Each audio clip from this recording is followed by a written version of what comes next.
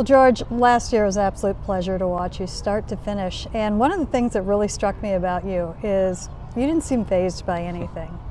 And I know that it's not an easy thing to come up to the big leagues, and you got thrown into the fire just on numerous occasions, but it never showed. Yeah. So I got to ask, what is a key learning? What is something that you know now that you didn't know then? When was a moment they were like, okay, I might not have quite planned for this one? Yeah, it's a lot of preparation.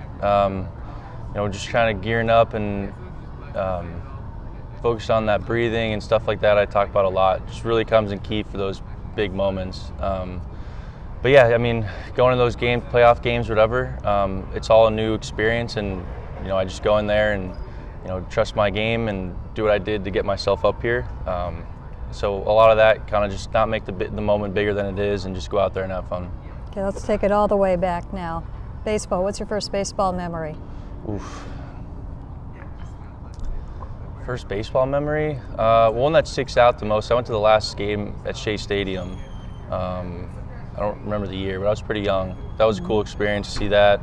I did grow up a Yankees fan, but it was cool to see Shea Stadium at its finest game. Yeah. Pretty cool. Who were your favorite players as a kid? I loved watching Jorge Posada, Derek Jeter, all those guys, Teixeira, Bernie Williams back in the day. So I grew up being pretty spoiled watching those Yankees players. Did you ever have an opportunity to meet a ball player as a kid? I didn't, but I remember I got Johnny Bench's autograph, which is pretty good one to have. So I'm excited about that. Yeah. Very good. Your family a baseball family? Yeah. My dad played all through high school, college, a couple injuries, but come from a good, athletic family. Yeah, and everyone loves coming to games and supporting me, so it's great. So we've seen. You've got quite the crew. Sure do, yeah. Do you go home in the off season? I do, yeah. Okay. What is a winter like for you in Rye, New York? It's good. See a lot of friends and family. It's a small town. You kind of know everyone. Go back, had a good setup, like a mile from my house to throw at. I work at a gym close by. So everything's really close. See a lot of people I know. So it's just great to be back, but it's a little cold, so I might be switching next year, but we'll see. Kind of like right now, yeah. A little bit different than what we've been feeling here the last few weeks. When did you have an idea that, you know what, I could do this? It's a big dream, but when did you know? I'd say my freshman or sophomore year of high school is when I kind of made the decision between basketball and baseball. I'm really glad I chose baseball. But up until that point is, that's when I really started to get to the higher level, just start competing against older guys and seeing that I could really go out there and compete. So I'd say around that age. Yeah. Okay, all right. When you were in college, what was your biggest moment? Biggest moment?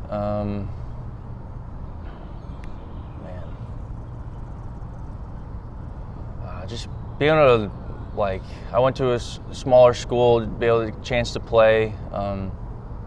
I do something I don't regret at all. Just meeting really good friends, lifetime friends I'm going to have. We played a great Southern schedule. I'll just remember the memories with my buddies there, to be honest. We had a good team, but a lot of that other stuff sticks out to me a little bit more. What was your degree? Your major? Project management. Project management. Yep. Okay. And was that something that you thought, okay, maybe someday I'll use, or were you? Yeah. I've always been interested in the construction side, or maybe in the IT. I have my project manager certification as well, so hopefully I don't have to use it anytime soon, but that's the backup plan, I guess.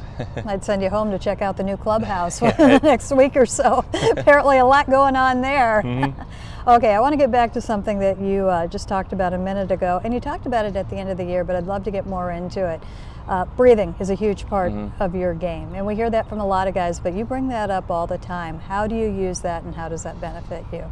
Yeah, just being on the mound, being able to really focus on nose breathing and conserving a lot of energy. Something that I've been focused with Adam Bernero, our mental skills guy. It just really comes into play, those big moments. You're trying to get a little more out of your fastball, you do a couple quick breaths, or just being able to go out there and go as long as possible to give your team the chance to win is huge. To be able to keep your breath under control and helps you be more aware, more control of your body. So it's definitely something I've really enjoyed and I've seen a lot of good benefits from it. Did that come from, I remember they brought in a specialist, I want to say, about a year ago, or? Yeah, we had a couple people come in during HBC. That's kind of where it all started for me. I was never really interested in it, and then I really started to try it, and I found that it just really helped and it feels good. So yeah, ever since then I've been trying to do my best at it. Is that kind of second nature for you, or is that something It's that you have getting to there. focus and say, okay, I've got to do this right now? Yeah, I got to focus up a little bit, but you know, just going day by day, I go through my day. I'm always trying to focus on my nose, breathing through my nose, and being, you know, as calm as possible. How did that come into play in Toronto? It definitely helped a lot. Situation I've never been in. I'm just glad Skip trusted me in that moment. But yeah, nose breathing helped a lot in that situation. A lot of nerves, but I was super excited to get the ball and you know, do something I haven't done in a long time, which is really fun. When were you aware that that might be a possibility? You might be called in a relief role, a closing role. It was probably the 4th or 5th inning. I heard like they didn't tell you the week before? Or well, no, were you I ready knew. for... Sorry, yeah, Okay, I knew. okay. Yeah, my bad. George, get out there. No, I knew Okay. leading up to that game I'd be Okay. in a reliever role. Just didn't really know the situation till the game came that day, but I was geared up for anything he was going to throw at me. So, How aware were you of the crowd when it came to that moment? Are you a guy that's just able to just kind of pull it all in and focus right away, or was that something that... running out was you know, I don't get that moment as a starter running out, so it's a little different for sure. But I'm pretty good at zoning out the fans and, you know, kind of just focusing up on Cal or whoever's behind the plate. So I thought I did a pretty good job at that night. And at that point, it's just attack, I would imagine. No, nothing Absolutely. fancy with you. Just get this guy. Yeah, just get ahead and yeah, just try to limit the damage. So what was it like to be on the hill for that at the end?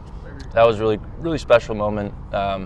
That game was awesome. Just seeing our guys battle back like that, being able to witness from the bullpen all the exciting moments. Then I get my name called, but that was a really fun night. You know.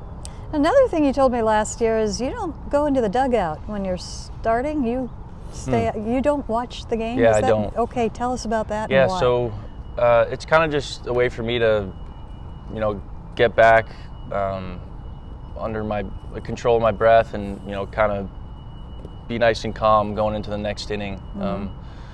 Something I did, I just focused on my breath, sit down, and gear up for the next inning, because I don't want to be, you know, breathing too much during that inning or worrying about what's going on in the ball game, the extra anxiety or stressors going on. So I really just tried to focus on my game and calm down and be ready for the next inning. So where do you go? Just under the tunnel, Okay. sit in the chair, and I have a TV just in case I want to watch, but most of the time I'm just sitting here and really focused on my breath. Okay. And if somebody has to come up to you and say something, it's okay? Oh, yeah, You're totally. approachable out Yeah, there. totally. Okay. Very Totally. good. All right, you've added a splitter because that's what we do right now. And you said that it was a video that inspired you, which is kind of the way it's been happening the last 10 years. It used to be they'd talk to somebody, a teammate, and now it's I found it on YouTube. What video did you see? And I just saw a pitching ninja, Kevin Gossman doing his grip. I just saw it. I was like, you know, I'm going to try that. You know, the idea behind it was just something I could throw more like a fastball, a little more deception. Still a work in progress, but I've been seeing some decent results. The good ones are really good, so I'm hoping I could really hone that in. a little more involved than just picking up the baseball and throwing a two-seamer? Yeah, totally. It's a definitely a different feel. That two-seam just came pretty naturally to me. Kind of the way I supinate my wrist. It's just where it worked out pretty good for me. So you worked on the two-seamer the week before, it sounds like, in the bullpen, or maybe a couple of weeks before? Yeah, during the season. Yeah. We had San Diego. Ripped it out in a bullpen and then threw it the next week. And basically it was the first inning, a big situation, if I understand. And was it Cal who was behind the plate? Yeah. And he believe throws so. down, just throw the two-seamer. Were Yeah. you surprised to see it then? Kinda, yeah. It was something I've only been working on in catch play and bullpens, and he was like, yeah, get it in there. And, you know, first time I just trusted it and threw it to that spot, and, you know, it came back, and I was like, man, I want to keep doing that. So. We like this. This works. This play is fantastic. Have you tried any other pitches that we don't know about? I've always thrown a knuckleball. Of course. But I'll probably never rip it in the game. But no, I'm gonna really try and hone in on those 2 fastballs and 2 breaking balls and that changeup. So. Who do you like watching? I like all of our guys. I think we do things so well differently. And it's just, you know, whenever they're throwing a bullpen, they're always willing to help you out. If you see something, you know, help them out, they'll help you out. So we got a really good environment going on. But yeah, Louis, Logan, Robbie, Marco, Flex, they're all fun to watch. Yeah. Fantastic. You went with all your own guys. Yep. You're not watching other guys, just your own guys? Oh, is that what you meant? You sure, meant other? Yeah, okay. Sure. Who? I mean, I love Verlander. Verlander's one I've loved a long time. Shohei's really fun to watch too. If he gets better every time he steps on the mound. But yeah, being in the AL West, we got some good pitchers. And you'll see DeGrom and Eovaldi with the Rangers. Yeah. So it'll be fun to see, you know, all the arms going out this year. A lot of arms. Have you checked out the traject? Have you looked at any of the pictures on that? I peeked at it. I'm a little scared to get in the box, but I think it'd be cool to see, you know, how everyone does. Yeah. Would you face yourself? I would face myself for sure. Okay. Probably wouldn't get a hit, but Hope not, right? yeah, I'd like to see what it looks like. Yeah. Perfect. Lastly, how's the golf game? Golf game is great. Actually shot a 71 yesterday, 1 under. All so right. I'm playing pretty good right now. Fantastic. Well, George, thank you. We'll Thanks, keep an Shannon. eye on that too. Yep.